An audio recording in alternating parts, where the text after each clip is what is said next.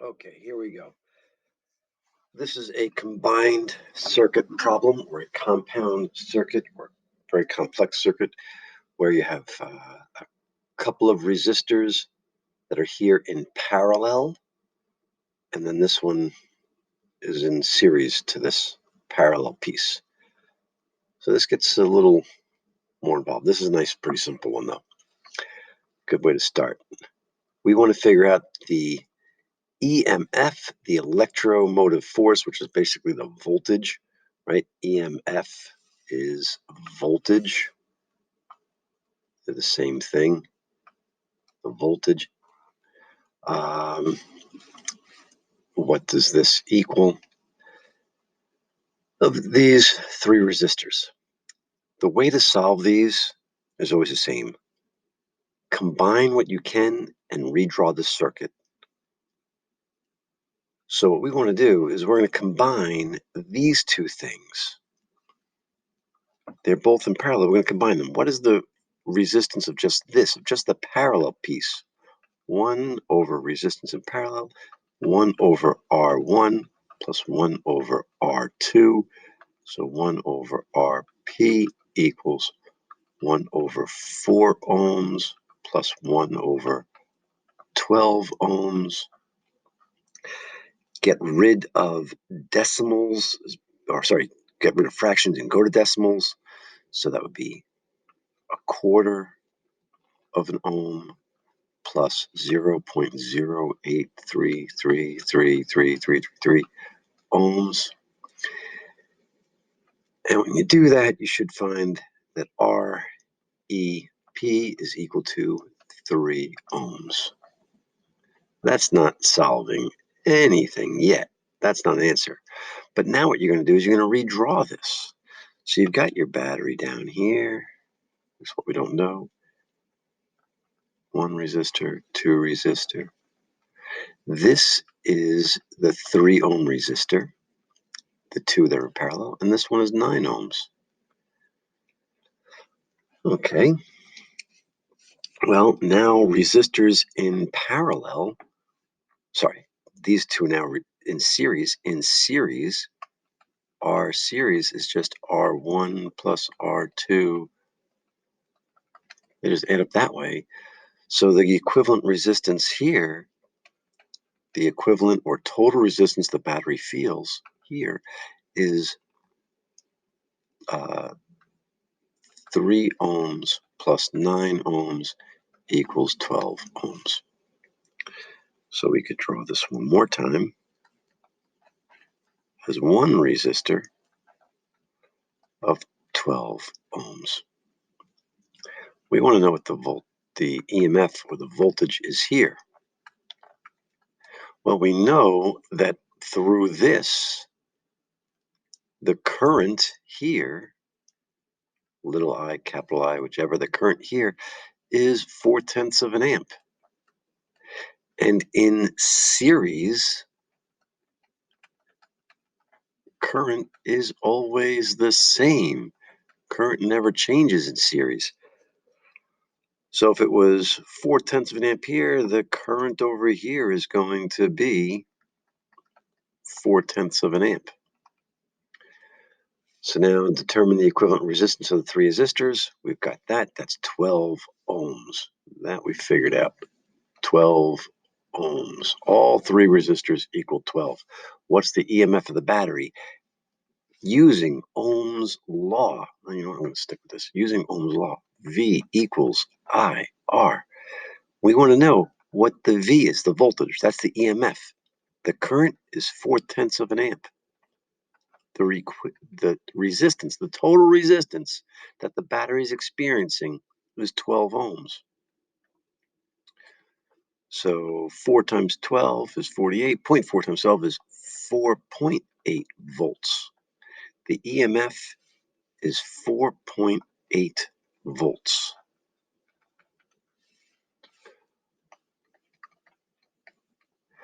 What is the potential difference across the voltmeter 1? Here, now we kind of have to work backwards.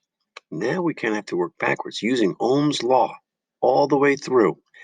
if we were to put a voltmeter across here and a voltmeter across here, what would the readings be? They would have to sum to be 4.8.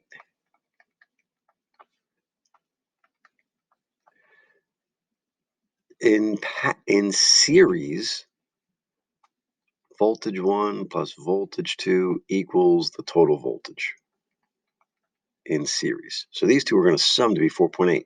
But let's use Ohm's law.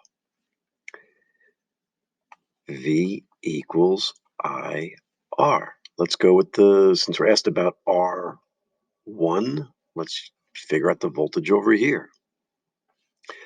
So we know the current is going to be 0.4 amps. And the overall voltage over there the overall resistance there is 3 ohms. So the voltage that piece, the potential drop across there is 1.2 volts. Now, just as a double check, this has got to be 3.6 volts because 1.2 plus what equals 4.8, but we can double check it. V equals IR. If we were to say the current is 0.4 amps and the overall resistance is 9 ohms over there, through that one, so 9 times 0.4 is 3.6 volts, and 3.6 plus 1.2 equals 4.8. So that's perfect. So here, across here, we're going to get a potential drop of 1.2 volts.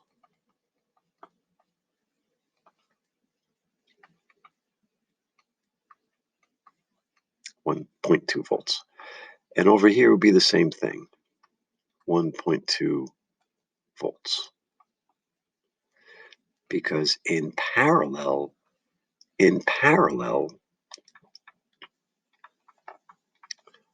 voltage total equals voltage. The voltage in each loop is the same. So over here, the voltage is what we say was 3.6 volts. There's 1.2 left for this loop, 1.2 left for that loop. They're the same. Determine the rate at which work is done. The rate at which work is done. The rate at which work is done, that is called power. How do you determine the power? All right, the equation for power equals VI.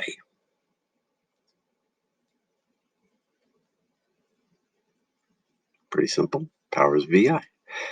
So let's see, what do we got? R1. Do we know everything about R1? R1 is 1.2 volts. What is the current going through? Well, we got to figure out the current going through there. Let's figure out the current going through there. Here's a junction, right? The 0.4 amps is going to be split. We need to figure out the current going through here. So V equals IR. The voltage was 1.2 volts. The current is what we need to know. And how much current goes through the 4 ohm resistor. So 1.2 divided by 4, 1.2 volts divided by 4 gives you 0.3.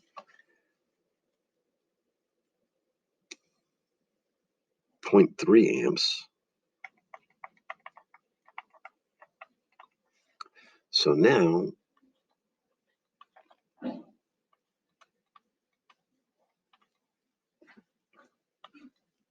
one point two times 0.3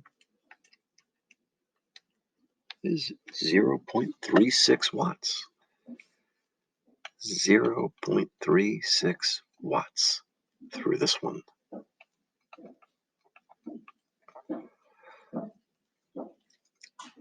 R2.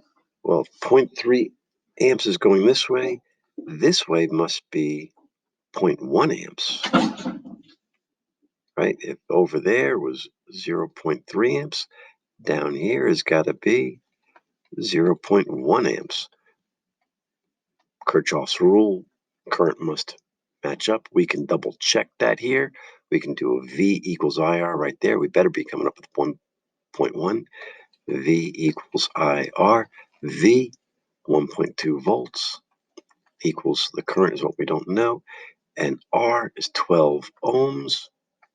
Oh, yeah. So what times 12 gives you 1.2? 0.1. The current in that loop is 0.1 amps. That makes sense. 0.1 plus 0.3 should equal 0.4. Everything is adding up very nicely. So now we want to figure out the charge going through R2. R2, the resistor 2, right? Everything we know about R2. R2 is 12 ohms. R2 has a current of 0.1 amp.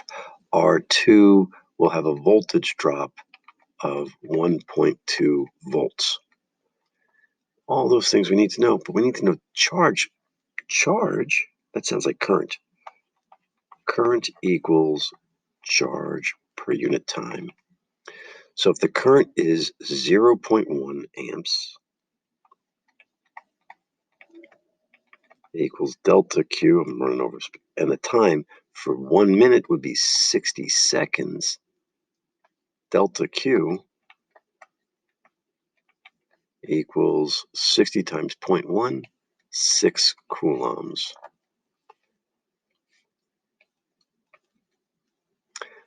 All right, determine the equivalent resistance, 12 ohms. Combining the circuit into one. Determine the EMF, we get 4.8. The potential difference across R1, where do we do that math? Here. We did that math here. 1.2 volts. The power, 0.36. Watts is the unit for power. And the charge right there, going that way. Again, the thing to do here, simplify the circuit and redraw it each time. So we have it here, we have the circuit here, we have it here, and go back using Ohm's law over and over and over again. Take some practice.